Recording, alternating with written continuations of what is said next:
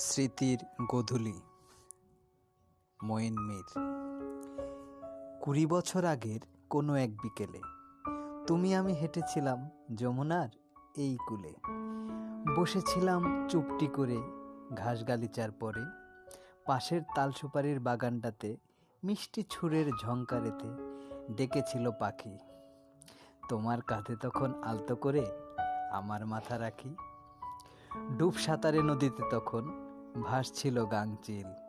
তখন ছিল তোমায় আমায় এত্ত এত্ত মিল। শেষ বিকেলের আবিরে তখন দিগন্তটাই রাঙা। তালসুপারির ওই বাগানটা আজ সেই নদীতে ভাঙা।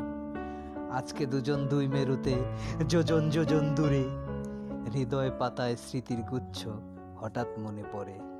ওই নদীতে আজও দেখি সূর্য ডুবে যায়, গোধূলির বেলায় আবিরগুলো দিগন্তে হারায়। শুধু তুমি আর আমি আজ দুজন, এই পৃথিবীর দুটি